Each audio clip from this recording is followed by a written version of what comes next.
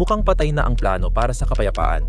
Ang Europa ay sumusuporta sa Ukraine habang kinumpirma ni Pangulong Trump na hindi ito ang pinal na plano.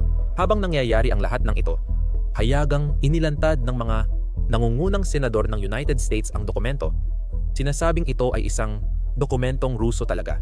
Ngunit agad namang binawi ng State Department ang mga pahayag na kinumpirma ang kalituhan sa loob ng administrasyon. Pero ang kalituhang ito mismo ang dahilan kung bakit tumatanggi ang Russia sa anumang uri ng kapayapaan. Naniniwala ang Moscow na makukuha nito ang gusto nito. Kaya ngayon, malinaw na sinasabi ng mga pangunahing politiko ng Russia na wala silang interes sa mga alok ng United States na negosasyong kapayapaan. Ang aral dito ay simple lang. Kung mahina ang kanluran, maghihintay si Putin at aasa sa pagbagsak ng Ukraine. Magsimula tayo. Unang Sabado ng umaga, kinumpirma ni Pangulong Trump na di pa ito ang pinal na plano. Pakinggan ninyo siya.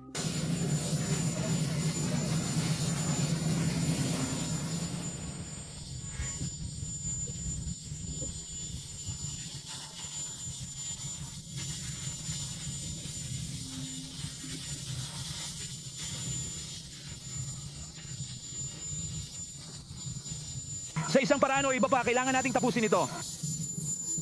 Makalipas ang ilang oras, nag-press conference si Senador Raud kasama ang 3 senador at inihayag na si Marco Rubio, kalihim ng Estado, ang tumawag sa kanila. Ipinabatid sa kanila na ang planong ito ay dokumento ng Russia na na-leak, hindi United States. At ngayon, sinusubukan ng Estados Unidos na maagapan ito habang si Marco Rubio ay papunta sa Switzerland para makipagnegosasyon sa Europa at Ukraine ukol sa planong pangkapayapaan para sa Ukraine.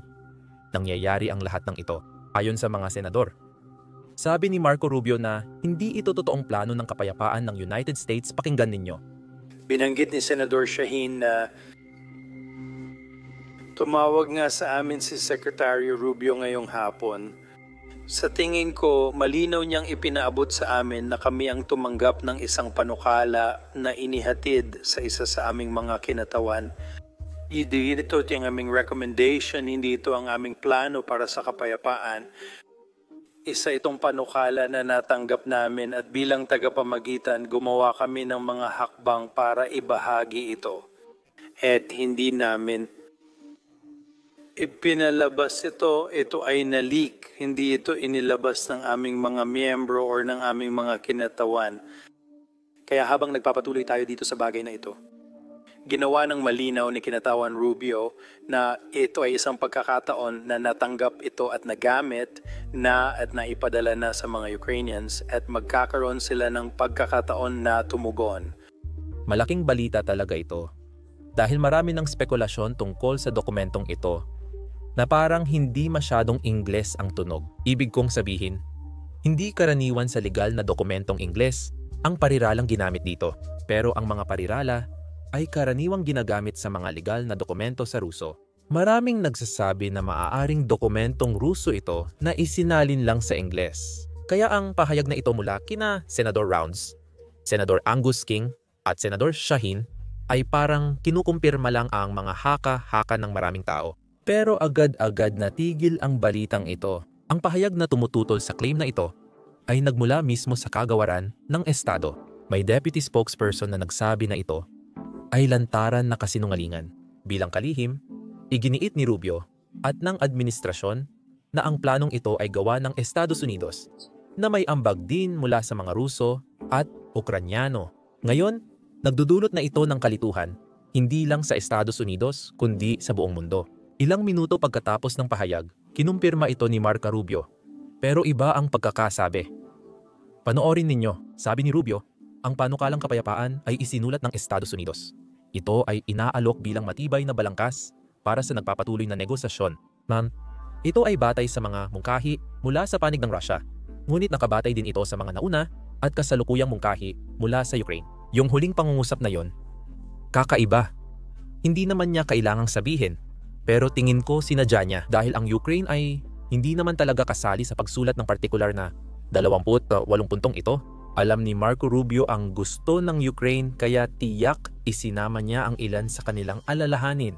Pangunahing dokumento ito ng Russia at alam nating ito mula sa mga naunang ulat na nagsabing ginawa ito habang ang propagandistang Ruso na si Kirill Dmitrov ay nasa Estados Unidos. May saysay na kinonsulta ang Russia dahil kasama sila sa paggawa nito. Isa pang patunay dito ay ang pagpapadala ng United States ng dokumentong ito sa Ukraine. Kung kasali ang Ukraine sa paggawa nito, di na nila kailangang ipadala sa Ukraine para pilitin sumang-ayon. Isa pang patunay dito ay ang biglaang talumpati ni Pangulong Zelensky 2 gabi lang ang nakalipas para sa buong bansa niya. Sinabi niya na mahirap ang kanyang desisyon. Pumili sa dignidad o sa isang kaalyadong pinaniniwalaan ng lahat. Tinutukoy niya ang Estados Unidos. Sigurado akong kasama rito ang mga alalahanin ng Ukraine pero hindi mismo ang Ukraine. Ito mismo ang dahilan kung bakit may mga negosasyon na nagaganap ngayon. Ngayon ay Sabado ng gabi ko ito nire-record.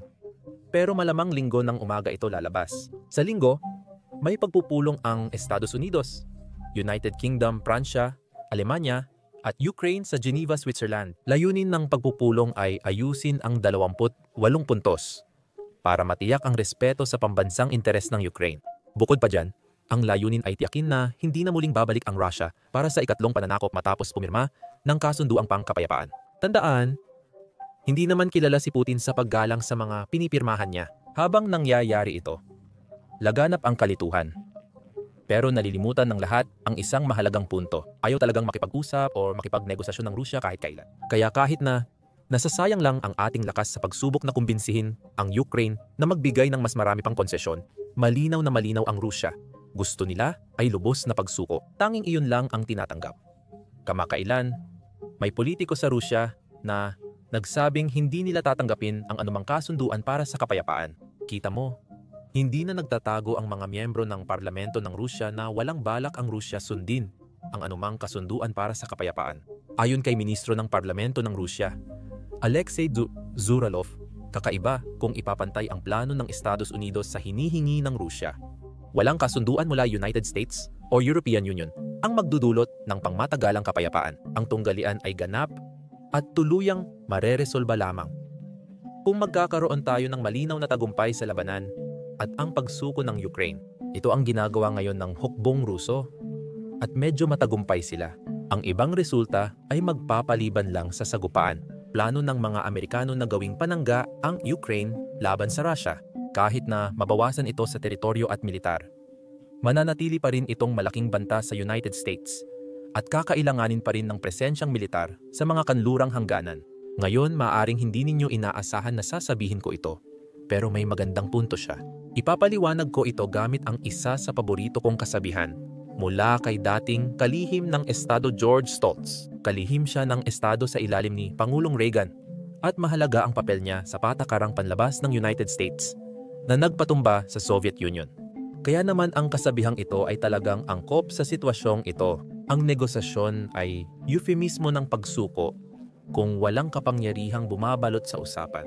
Ibig sabihin, kung magsisimula na ang negosasyon ngayon, wala talagang gaanong kapangyarihan ang Ukraine. Dahil isipin mo ang sitwasyon ng Ukraine ngayon. May mga ulat na pinipilit ng Estados Unidos ang Ukraine na pumirma sa 28 puntong kasunduan. Ngayon, nais kong paalalahanan na may ilang ulat sa media na maaaring peke. Di natin alam kung ano ang totoo. Pero ang propagandistang Ruso na si Kirill Dmitriev ay aktibo sa pagpapakalat ng pekeng kwento. Hindi natin tiyak kung totoo ang kwento tungkol sa United States na pinilit ang Ukraine sa pamamagitan ng pagputol ng intelihensya kung hindi pipirma sa kasunduan. Ipagpalagay na lang nating totoo ito para sa usapan. Okay? Ibig sabihin, papasok ang Ukraine sa mga negosasyong ito na parang hindi mapagkakatiwalaan ang United States bilang kaalyado o partner. Ano ang ipinapahiwatig nito sa Russia? Para kay Putin, kailangan lang niyang hintayin bumagsak ang suporta ng United States at ang pagkahiwalay ng United States at Ukraine. Sa ganung paraan, magkakaroon ng sitwasyon na parang sa South Vietnam, kung saan bumagsak ang bansa matapos umatras ang United States. Hindi ko sinasabing mangyayari iyon, pero siguro iyon ang inaasahan ni Putin. Ibig sabihin, hindi siya papayag sa negosasyon o tumanggap ng hindi niya gusto. Para pumasok si Putin sa negosasyon at tanggapin ang konsesyon para sa Russia, kailangan nating baguhin ang buong kalkulasyon. Sa tingin ko, dalawang paraan lang ito magagawa. Una, kung magiging mas maaasahan ang Estados Unidos bilang kaalyado, kung saan wala tayong Pangulo ng United States na nagsasabing maglalagay siya ng mas maraming parusa sa Russia sa isang araw. Kinabukasan, sinabi niya sa Ukraine na tanggapin ang anumang kasunduang ibibigay ng United States. Kung mangyari iyon, magandang balita para sa Ukraine. May isa pang paraan. Maaaring kailanganin pang mas magpakitang gilas ng Europa. Alam kong maraming tulong na ang ibinibigay ng Europa, lalo na ngayong taon, kung saan European Union at mga bansang Europeo lang ang tumutulong sa Ukraine. Ginagamit nila ang pera para bumili ng armas sa Amerika. Ngunit baka kailangan pang dagdagan ng Europa para masiguro ito. Nasa posisyon ang Ukraine kung saan maaari silang pumasok sa negosasyon na may dalang kapangyarihan sa mesa ng negosasyon. Kung hindi, walang kapayapaan. Maaaring sumuko ang Ukraine o ituloy ng Russia ang digmaan. Ngayon, paparating na ang Thanksgiving at sigurado akong maraming tao ang nanonood sa mga nangyayari at hindi sila masaya sa Estados Unidos. Kaya gusto kong ibahagi ang kasabihan ni Winston Churchill. Palagi kang makakaasa sa mga Amerikano na gagawin nila ang tamang bagay pagkatapos nilang subukan ang lahat ng iba pa. Ngayon, talagang umaasa ako na ganito ang mangyayari sa lahat. Sa magandang balita, nagkasundo ang Estados Unidos at Belarus na palayain ang 31 Ukrainian na bilanggong politikal at naging makahulugan ang reaksyon nila. Narito ang video ng 18 anyos na babae na kalalaya lang mula sa kulungan sa Belarus dahil sa pagiging pro-Ukrainian. Yun lang ang kasalanan niya at akala niya hindi na siya makakalaya. Kaya panoorin ang reaksyon niya.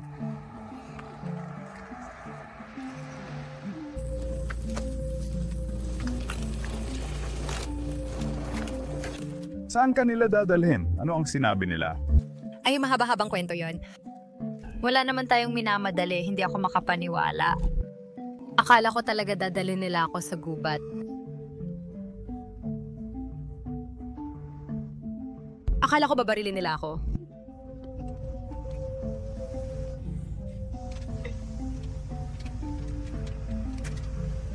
Paano? Ka nakakaramdam. Ngayon? Napakabuti. Na-perceive it. Napakabuti. May isang lalaki na lumapit sa akin at nagsabi, "Gawin." Alam mo ba kung sino ako? Sabi ko, hindi ko alam. Sabi niya, ako ang pinuno ng pangunahing direktorat ng intelihensya. Baka nagbibiro lang siya or si Budinov yun or kung sino mang namumuno sa lagim. Hindi ko alam. Nakulong na ako. Budanov. Oh, ayan na nga.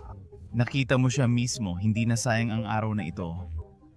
Oh, Ngayon, kasalukuyang nagaganap ang G20 at gagawa kami ng isang espesyal na video tungkol sa mga mangyayari sa summit na iyon.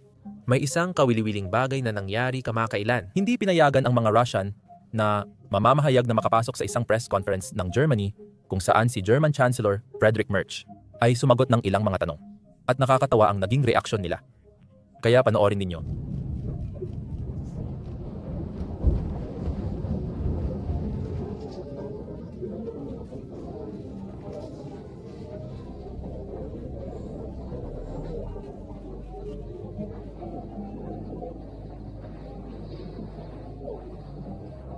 Yan lang para sa inyo. Ako si Sam. Magkita tayo sa susunod na video.